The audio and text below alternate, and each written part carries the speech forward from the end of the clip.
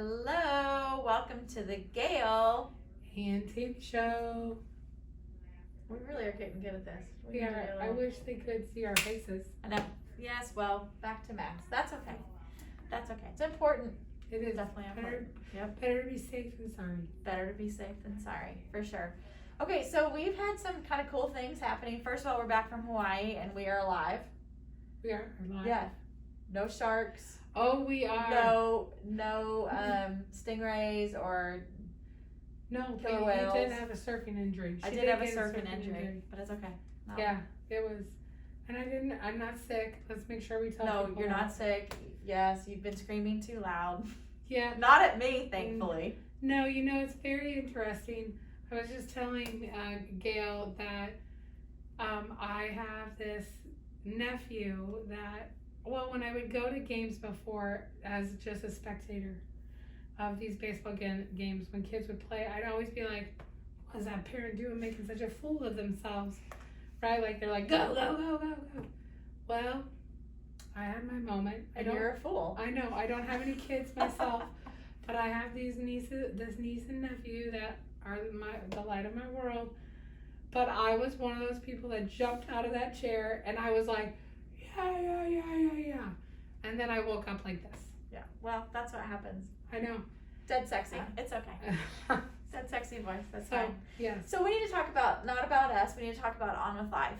We've had a couple of really cool events that have happened. We had a busy summer, really. We did. So we kind of talked last time about our helmet giveaway, but we gave away helmets. Drum roll. Over 500 so far this summer. 500 helmets. Okay, what else is coming up? August 27th is our very first Parkinson's conference, which is in Iowa City. Yep. It's for anybody who really wants information. So free to those with Parkinson's and their caregivers. And if you are a clinician and you're looking for some CEUs, a nominal price for you to attend to get some CEUs. Yeah, like $25. Yeah, you get like 6 CEUs. That is dirt cheap. Because we know that people are becoming more uneasy with the increase in COVID again and the Delta variant. Mm-hmm.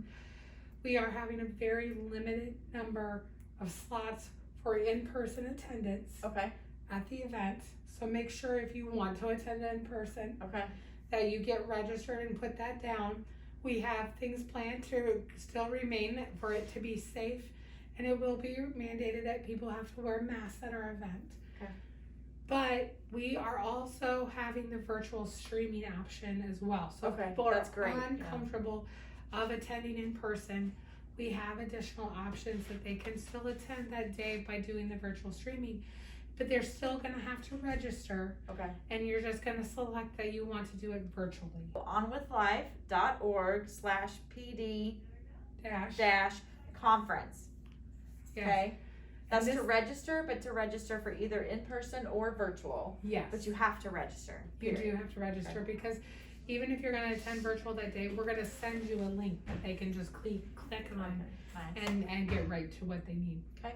September 10th is our annual brain injury conference for On With Life. September 24th is our Celebrate Life. There's a lot of life going on around here, which is a good thing. Yes. But, when we gave out the helmets, there's a reason that we give out helmets, and that's to protect your noggin, your brain, your innards. Yep, from concussion. Yeah. So up next, we have 2 of our special... staff? Yeah, special staff here at On With Life. Allison Logeman, who's the neuropsychologist, and Laura McPike, who's a physical therapist assistant here. And they're going to talk about concussion and really what does it mean? What do you need to know? Yeah, just a quick little blurb of all things concussion. All right, we'll be right back with Laura and Dr. Logeman.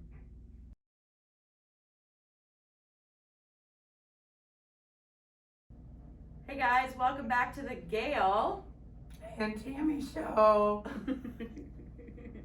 So we are here today to discuss our concussion program, or even just to discuss concussion in general. what is acute concussion, what is sort of like delayed recovery concussion, like what does concussion mean? Anyway, we have two of our people here that work in our outpatient program. Also, you also do a little bit in inpatient as well, but Dr. Allison Logeman, who is our neuropsychologist, and Laura McPike, who's our physical therapy assistant / stud muffin, because she does so much around here. So today we're going to talk about post-concussion and kind of really what does that mean. And at the top of that, basically I said, you know, we have acute and delayed. So do one of you want to just even talk about like what is concussion and what does the acute phase of concussion mean, and then really what does this whole delayed recovery thing mean? I will 100% jump in right here. So when someone has a concussion, it's where the brain gets jostled inside the skull. The analogy that I always use is like the brain is kind of like a jello mold in a bowl full of water. Right, when you move that bowl really quickly, that jello mold is going to knock inside that bowl, right? And what happens is you get a neuronal injury, right? It's an injury that's not, you don't see it on imaging like a CT scan or an MRI scan.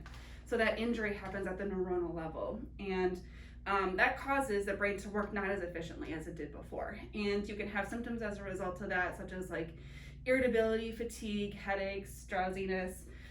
You can have some visual changes, some balance changes. There's a whole wide range of symptoms that you can have. Like a laundry list. Yes. That we can go through. Yep, check. And check, you can check. get some vomiting beforehand too, Right. and you can have some symptoms that set on early versus some symptoms that set on later. But we kind of think about recovery in two different phases from that. About 80% of injuries recover in the first 10 to 14 days, especially in adults. It's a little bit longer when in kids, just because their brains are maturing and they're just not as efficient as adults are at that point. So that first 4 weeks is considered the acute phase, versus anything that happens after those 4 weeks is considered the delayed recovery phase. And you kind of approach your symptoms and symptom management versus symptom ablation a little bit differently in each of those phases. So when I think about, let's go to the most common thought of if you have an acute, most people are going to think high school sports, Yes. right? Yeah. You're going to instantly think of football, soccer, those injuries that are related to high school sports for an acute injury, and that's usually where we're all going to go. But when we think about concussion, it's not just high school sports, right? So Laura, there's other ways that you can get a concussion. What are they? It could be, that fender bender that you had. It could be a fall. Simple things that you do where you bump your head. A bookcase falls on your head, right? Like, I mean, Sure.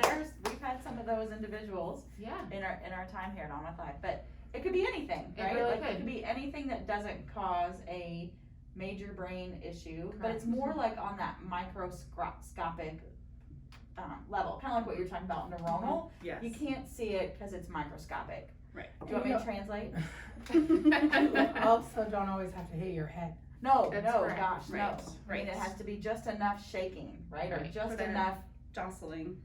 Yeah, I Yep. do like the Jello in the water thing. Like, Yeah. it's making me think my brain's really jello-y. Anyway.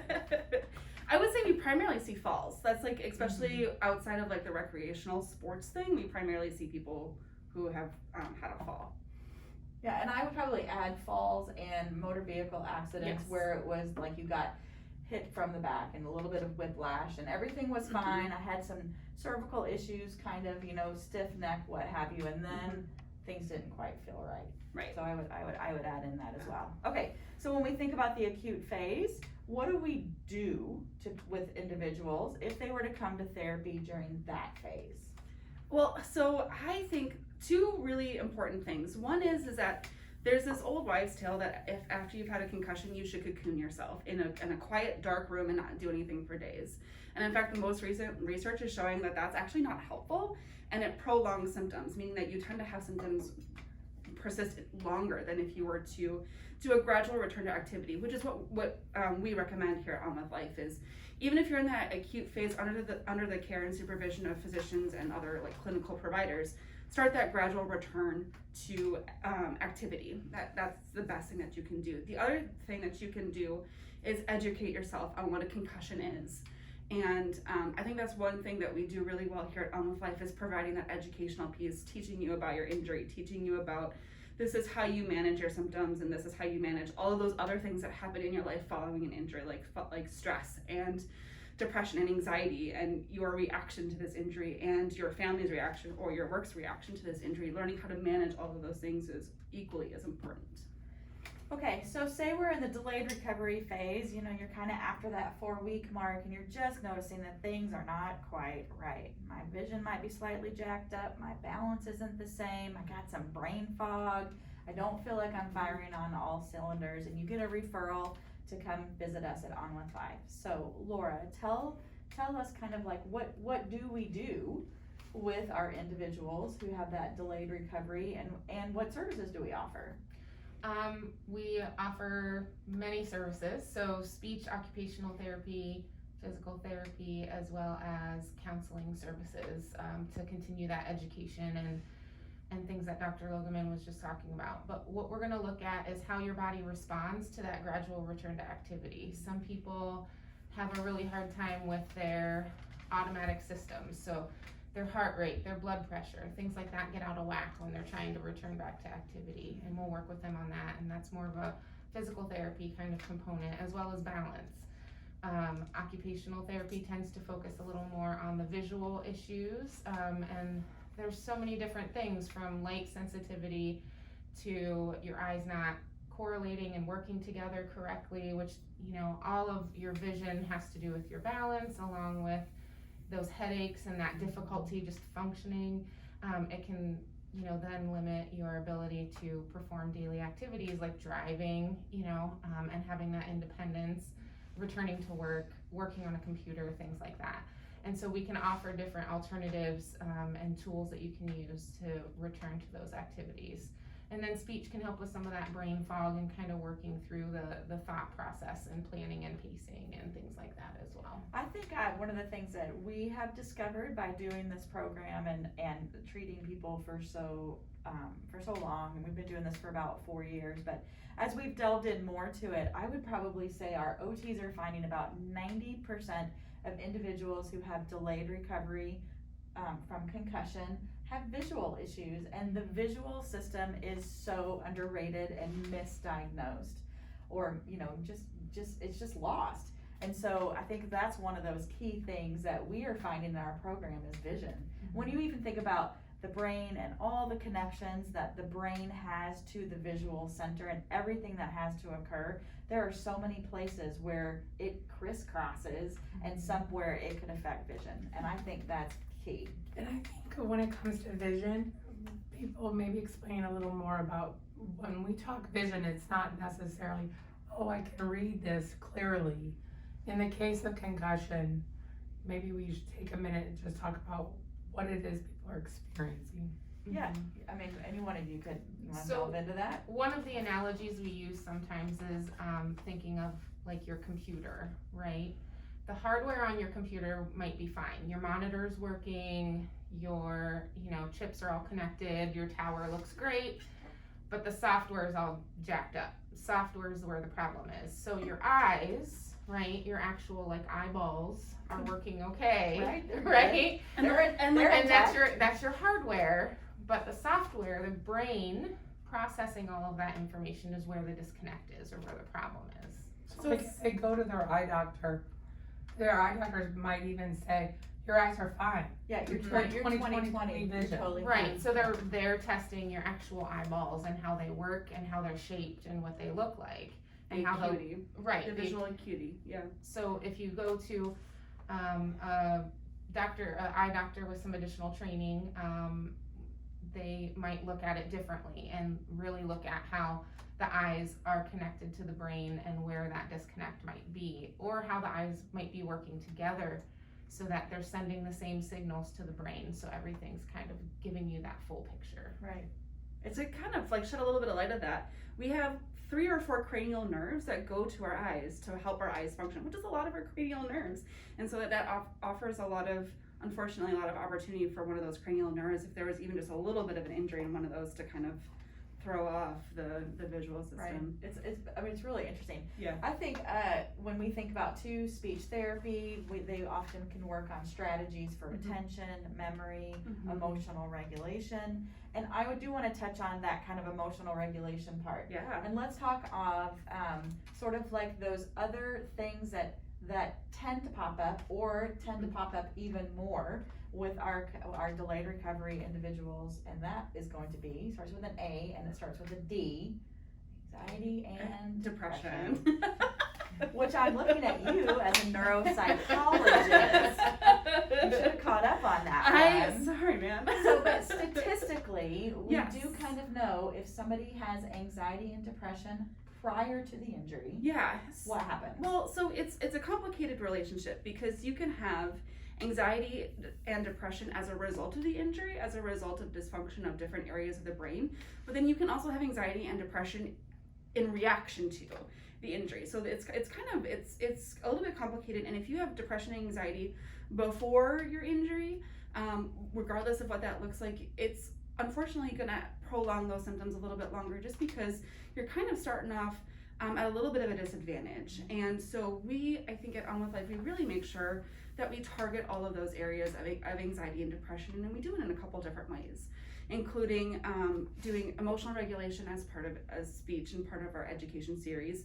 All of our therapists are trained in working and planning and pacing, and a lot of that has to do with like behavioral activation, getting you up and active and returning to the life that you want to live at its fullest capacity, which then also helps with those things of depression and anxiety. The other thing is that gradual return to activity helps you face maybe the things that are causing you anxiety and showing that you can still do those things. It might look a little bit different, but you can still do those things, which can really help combat the anxiety piece. The thing that I want to add is that sometimes I think people get depressed or anxious because symptoms don't all resolve all at once. And I think that as a result of that, they say, well, okay, my headaches got better, but I'm still so tired, and that's normal. And so a lot of times people will get depressed as that. I'm still coping with this. And so that's just completely normal, and providing that education and intervention to help understand that things, are a little bit variable or recover at different rates, I think is really helpful too. I would absolutely agree. I think the planning and pacing part that you talked about is very often people will, after an injury, they'll be a mushroom for a bit. They'll be in their dark, quiet room because that's what they were told they need to do. Be a mushroom in that quiet room, and then they try to get back to normal activity: laundry, cooking, kids, driving around, going to work, getting on your computer, and so they go from here, straight up to there and crash, absolutely crash. And then they're non-functional for 3 days or so, 4 days. And then they're like, well, I have to live life, so right back up and crash back down. Boom and bust cycle. Yeah, boom and bust. I kind of like that. I should create a song. Boom and bust. Anyway, but what I like and I appreciate about our pacing and planning idea is that people are learning when they have that give and take, and instead of being whoop, it's more like, okay, I can do enough. Oh, I know I'm really getting there. I'm going to back off a little bit, and then I'm going to go back at it, so that your cycle becomes way more of this wave rather than this huge up and down. Because we just know people just like they fall apart with the boom and bust. For sure. Or the other, so I like people fall into two categories: the boom and bust or the not do anythings. And so planning and pacing, these guys, the boom and bust, have to pace down, or these guys have to pace up, right? And so learning how to navigate in your life like that is a new skill that most people don't know how to do. Can't wait for us to create our new song, boom and bust. next month, we're gonna boom and bust. Anyway, I am not booming and busting. because you know what? Next month you'll have a voice and you'll be like, yeah, boom and bust. Anyway. So the other thing that I think is important to talk about is, Laura, and I know you can speak on this, is our sympathetic and our parasympathetic nervous system, and like what are those? What does it mean? And what happens with concussion that gets it so out of whack? So that's kind of what I was talking about earlier, where like your automatic system doesn't always work. So that's your rest and digest system, your calming, your easygoing system. Your brain had an injury, so that fight or flight tends to take over, that on guard. system, and it's just kind of got you revved up like all the time, like you're like waiting for the next shoe to drop. And we really need to work on how to trigger that rest and digest system. And we do that by? We do that by the planning and pacing. We talk a lot about different ways to trigger that system. Mindfulness is a huge part of what we do with that as well, taking that time to really be in the moment and breathe. Breathing is so important. You would not believe how many people cannot breathe. Like, for real. Yeah. It's Guys, hard. like, we gotta breathe to live, but you would not believe how many people cannot breathe That properly. deep belly The breathing. That deep deep belly. diaphragmatic belly Mhm. breathing for appropriate exchange. Mhm. Like, we could have a boom and bust and breathe. That's our next song. Tammy's on the breathing. Your glasses are fogging up, so you're definitely breathing. Can't see you hardly. For sure. And part of that sympathetic, parasympathetic nervous system is that we're really trying to get those two to talk better. Mhm. And so it's definitely a graded return to activity in regard to getting your heart rate Mhm. up to a certain level and maintaining that without significant signs and symptoms. And so when we talk about people living in a mushroom or being a mushroom, we really need to get people out and about walking, getting some cardiovascular activity, even if it's for 10 minutes. At least it's something that's bringing up the system a little bit more. Even Okay. 1 minute. Right. Yeah. Even 1 minute. Let's You're try right. You're right. I mean, if you're a mushroom, Yeah, 1 1 minute's minute. good. Try for 5, but 1 minute's fine. Whatever. Anyway, so what happens here? What can we do for people? Like, we're gonna say, yo, come to us for your delayed recovery with concussion, and what are we gonna do for you? I think Life is really unique in that we have this like multidisciplinary / transdisciplinary clinic where just like what Laura was saying, we offer all of these things, PT, OT, speech, everyone gets really good education on what concussion is and your recovery. But then we also offer counseling services either with me or we have a couple counselors on our campuses.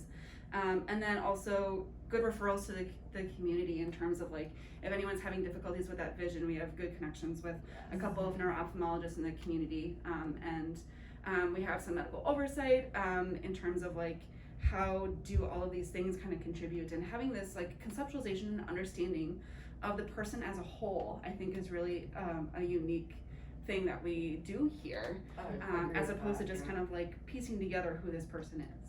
Well, and I feel like if somebody goes to their regular PCP and they say I have X, Y, and Z, they might get a referral to a doctor for something else, and you'll go get an MRI or a CT, and Right. nothing is wrong. And so really, by the time that you potentially come here to On With Life, you're super frustrated because Yep. you know things are not quite right.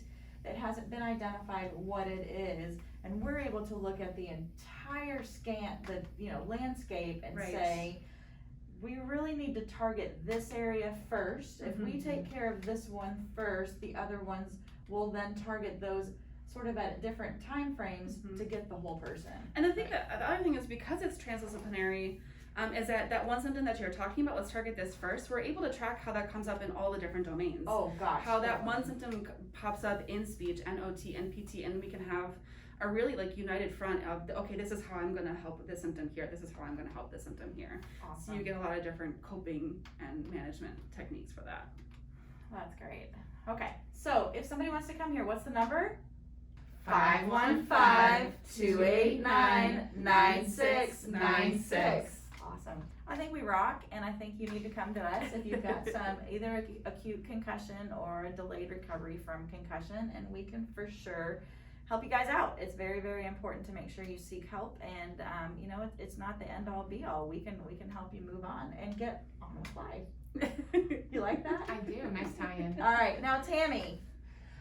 So before the next Tammy and Gail, I will not go to Xander's baseball game and yell. You'll go, If but I then you'll be go, like, I gotta just cut my mouth. because I love to talk, but it's nice to have you talk too.